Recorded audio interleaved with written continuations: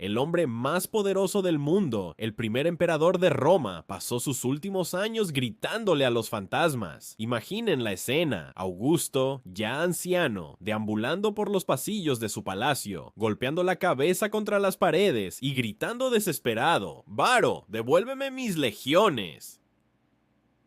¿Qué pudo haber ocurrido para que el fundador del Imperio Romano perdiera la compostura de esa manera? ¿Qué fantasma lo atormentaba sin descanso?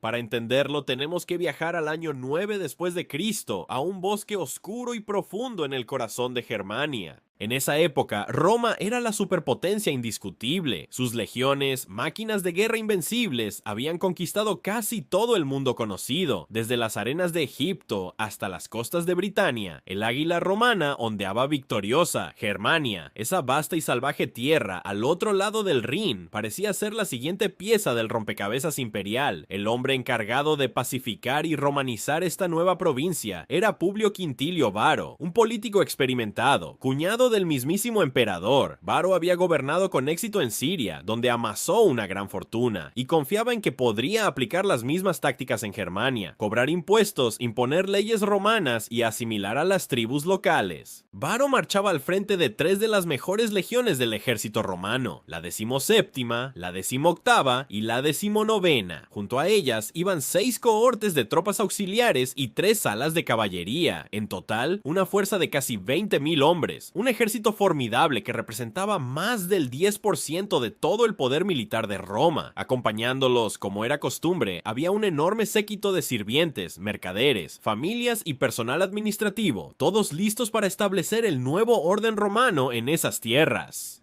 El error de Varo fue confiar ciegamente en un hombre al que consideraba su amigo y aliado más leal en Germania.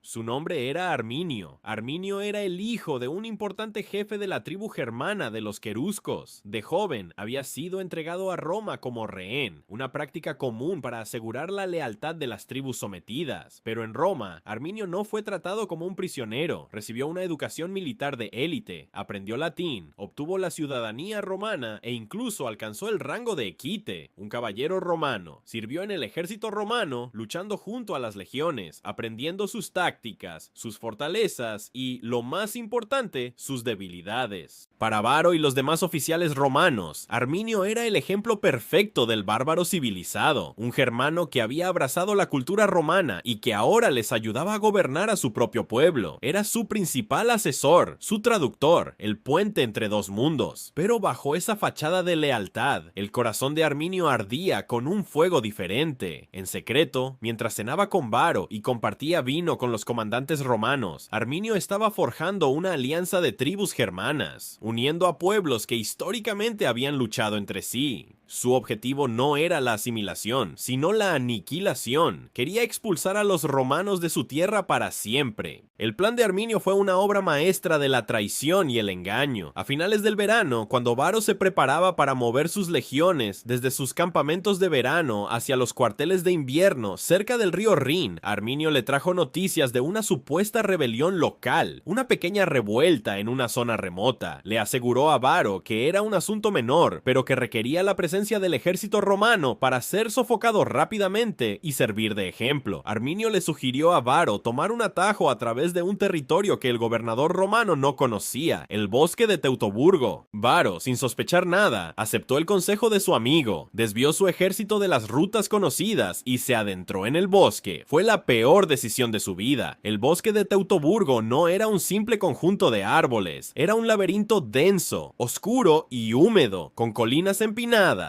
barrancos profundos y pantanos traicioneros. No había caminos despejados, solo senderos estrechos y embarrados. La columna romana, que se extendía a lo largo de casi 20 kilómetros, se vio obligada a marchar en una línea larga y delgada, perdiendo toda su cohesión táctica. Los legionarios, acostumbrados a luchar en formaciones cerradas y en campo abierto, se vieron atrapados en un terreno que anulaba todas sus ventajas. Mientras los romanos luchaban por avanzar bajo una lluvia torrencial glacial que convertía el suelo en un lodazal, Arminio se excusó diciendo que iría a reunir a sus propios guerreros para apoyar a los romanos. En realidad, fue a dar la señal. De repente, el infierno se desató. Desde todas direcciones, ocultos tras los árboles y en las alturas de las colinas, miles de guerreros germanos emergieron lanzando gritos de guerra aterradores. Cayeron sobre la estirada columna romana con una furia salvaje. No fue una batalla, fue una masacre. Los germanos lanzaban jabalinas, flechas y piedras, golpeando y desapareciendo de nuevo en la espesura del bosque.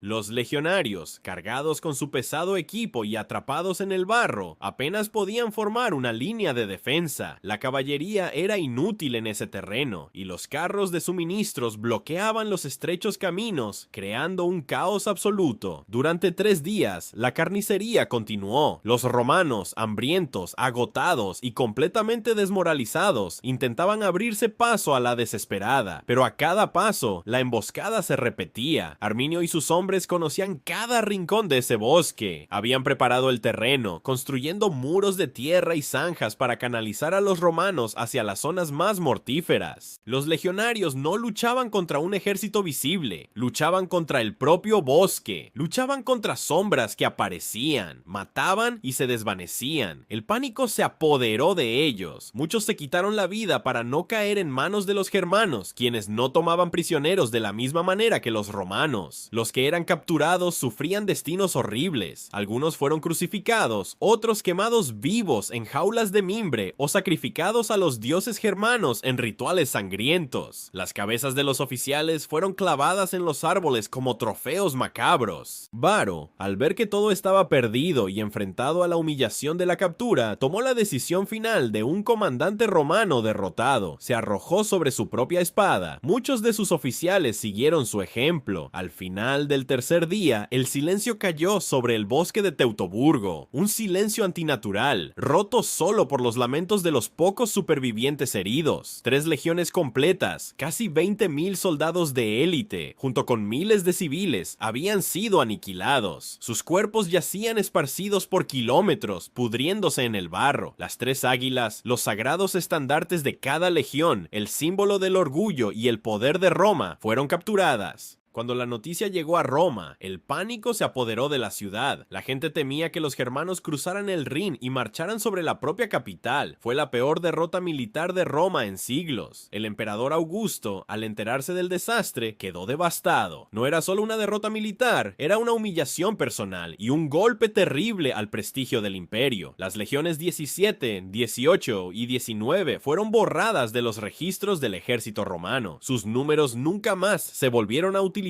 como si su sola mención pudiera invocar el recuerdo de la catástrofe. Se convirtieron en legiones fantasmas. Años más tarde, otro comandante romano, Germánico, sobrino del futuro emperador Tiberio, lideró una serie de campañas de castigo en Germania. Logró recuperar 2 de las 3 águilas perdidas y llegó al lugar de la masacre. Lo que encontraron sus soldados fue una escena de pesadilla. Los campos estaban llenos de huesos blanqueados, armas rotas y los restos de los campamentos romanos. Los árboles estaban adornados con los cráneos de sus compañeros caídos. Los legionarios de Germánico, con lágrimas en los ojos, dieron sepultura a los restos de las legiones de Varo, un acto solemne para honrar a los muertos. A pesar de las victorias de Germánico, Roma nunca volvió a intentar conquistar Germania más allá del Rin. El bosque de Teutoburgo se convirtió en una frontera psicológica, una herida que nunca sanó por completo. Demostró que Roma, a pesar de todo su poder, no era invencible, y para Augusto, el desastre fue una obsesión que lo persiguió hasta el final de sus días. El espectro de esas 3 legiones perdidas, de sus águilas capturadas y de la traición de Arminio atormentaba sus noches. Así que, cuando piensen en el poderoso Augusto, el hombre que encontró una Roma de ladrillo y la dejó de mármol, recuerden también al anciano que vagaba por su palacio, gritándole a las sombras, gritando por sus hombres, por su honor perdido en un oscuro bosque germano. Varo, devuélveme mis legiones. Un grito que resonó no solo en los pasillos de su palacio, sino a través de la historia, como un recordatorio eterno del día en que el bosque se tragó a un imperio. Gracias por acompañarme en este viaje al corazón oscuro de la historia. Si te ha gustado, no olvides darle a like, suscribirte y activar la campanita para no perderte ninguna de nuestras futuras exploraciones. Nos vemos en el próximo video.